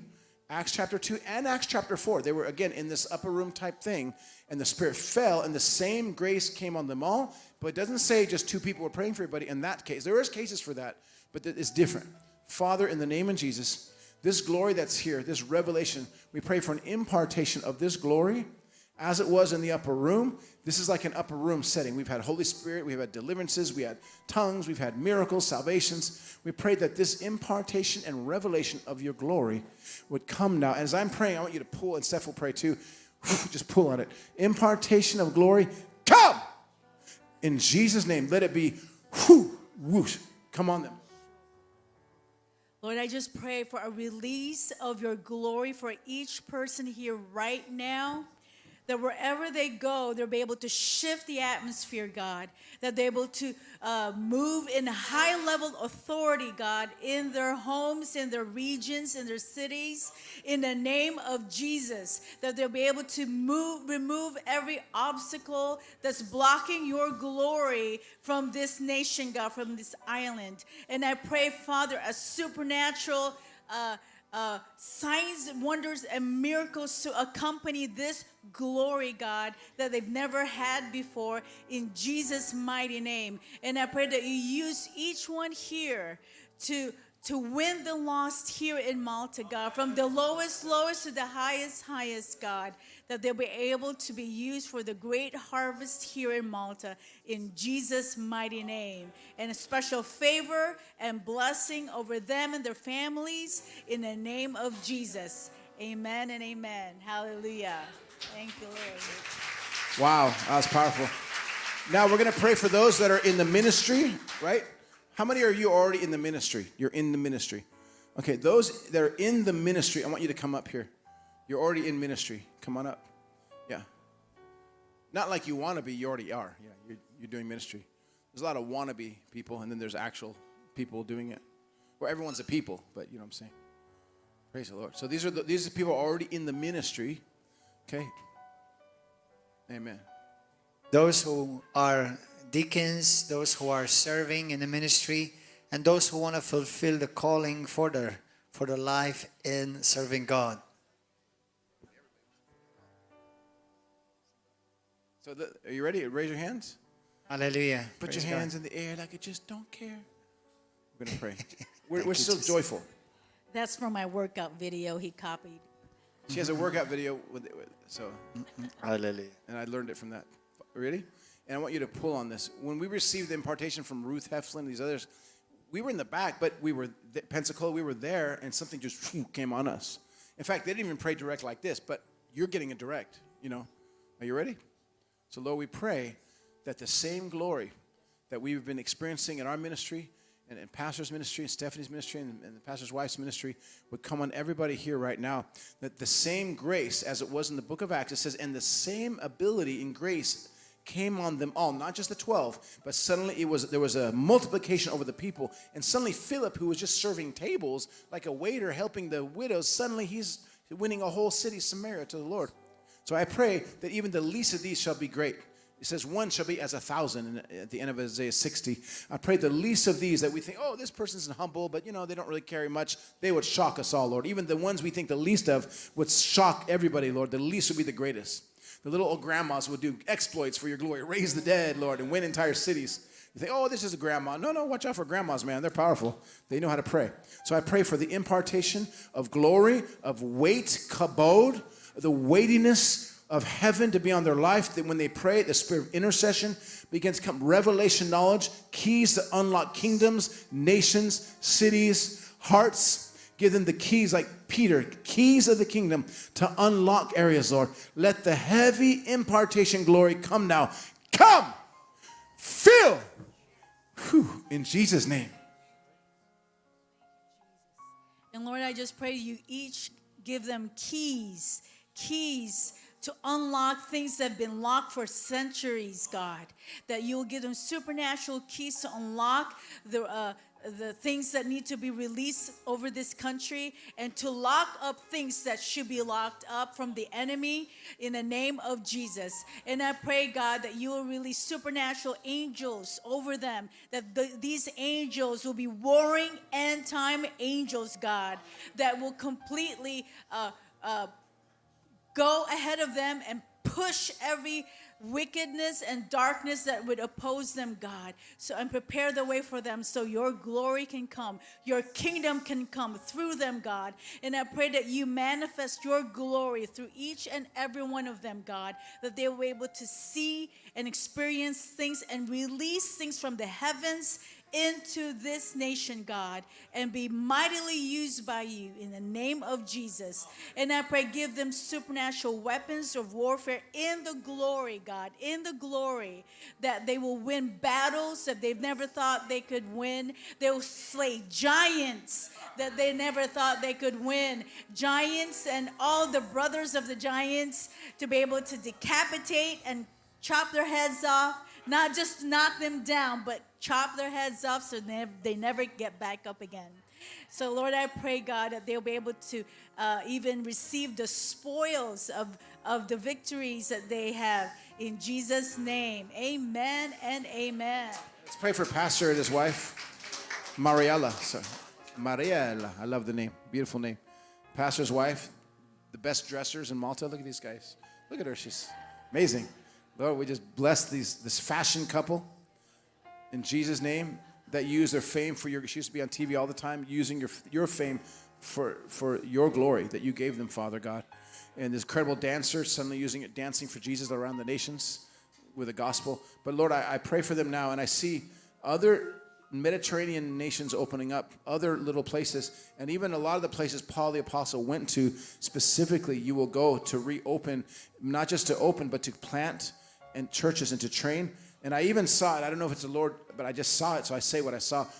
A little bit of, just a little touch of the Greek islands, something that's part Greek, God's going to also give you. I don't know what part of Greece, but it's a smaller place that touches, like the edge of Greece, and God's going to give you even something in Greece, because Paul was in Greece as well. And I see God opening the door, Father.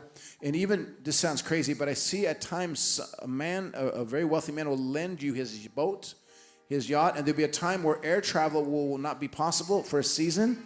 I don't know if it's because of whatever, volcano or something, or the pandemic, but at times you'll actually go by boat to some of these places, but a beautiful boat. God's going to let someone use their boat, and it's going to be like Paul, but modern day, to get to some of these places at times where it's not easy to travel, or they don't have no direct flights. I pray favor like they've never seen before. Paul had supernatural favor to get to the places he needed to get to with the best Roman ships, and he had the best captains, but he won't go as a prisoner. He'll go as a diplomat for heaven.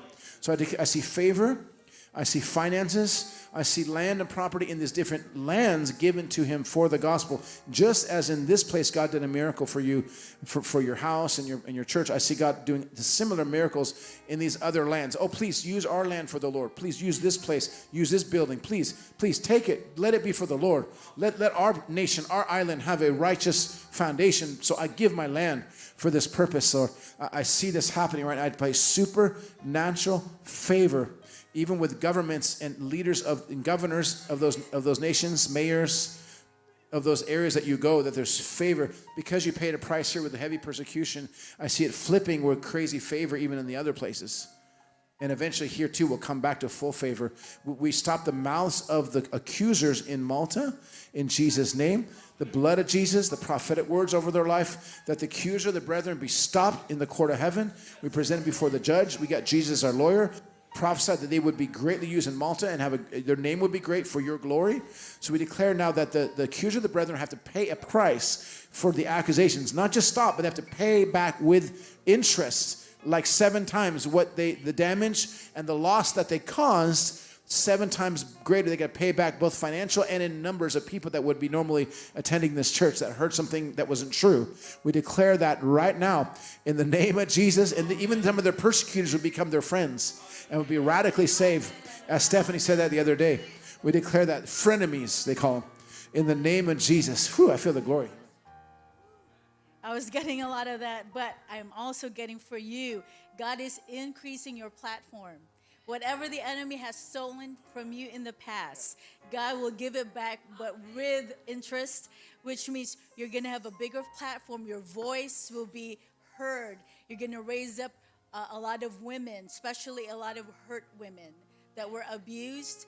And I see you really just having a special glory and anointing in that area, and they will bring healing to a lot of these women, and you're gonna raise up like a women army, like an army of women and expect a different type of women's meetings that you've been doing. Expect a whole new level of women's meeting. Like it's like almost like a boot camp for women, that you're gonna raise up a lot of Wonder Women of glory that will move in miracles, signs, and wonders, and know who they are in Christ. And it will be an opposite of the Jezebel spirit, right? It's going to be an opposite of, it's going to be a woman with authority, yet with lots of love. Like the Wonder Woman in the movie, she was full of love. She was not one of those Jezebel types. She was a woman with power, authority, yet with so much love at the same time. You know, it takes one to know one. And I believe God is giving you new weapons of warfare in the glory. It will be like a type of warfare. You're taking out bigger giants, but with ease. You won't feel the heat of the warfare. In fact, you will feel more of the glory. It's heaven backing you up in these warfares to where it's like you're untouchable. Like you know those non-stick pans, cooking pans? You can cook on them without oil, they don't stick. It's like whatever the enemy would try to throw at you, it's not gonna stick. It will just slide right off. It will just slide right off, and you just keep on going. Nothing can stop you. You'll be unstoppable. Your voice will resonate all over, and you will see the fruit of all the sacrifices and pain you went through. You will see the fruit of that. They were not in vain. That it's like when a seed goes to the ground and dies, it produces much more fruit. And you will see it, and you will see daughters that you'll be so proud of. It's like, this is what I am living for. And other women will see you and they say, I want to be like that. I want to be raised by her. And you're going to see it. You're going to see it. And your husband will support you in this. And he's like, he'll be your biggest cheerleader, right? It's like, you go, girl. Rah, rah, rah. You can do this. Amen.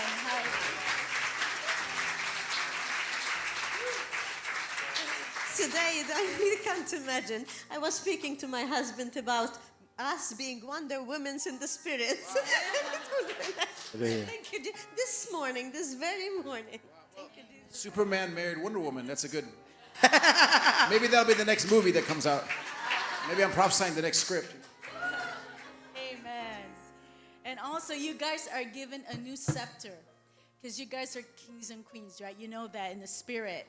And there's a new scepter that you're being given. A scepter is what kings carry, it's an increase of authority. And not just in authority, with this increase of authority is increase in the regions of influence that he's giving you. So I believe because you've been faithful with what he has given you in the present, he will multiply. Faithfulness is so important, people. And those who are serving this couple, their blessing and their rewards will trickle down to you as you're faithful to serving them and being faithful sons and daughters. Amen. You get to have the overflow of their blessing.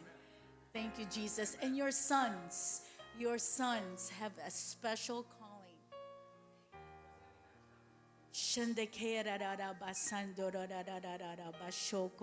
The Bible says that your children. Josiah, come now here. Josiah, my man. Where is he? Where is he?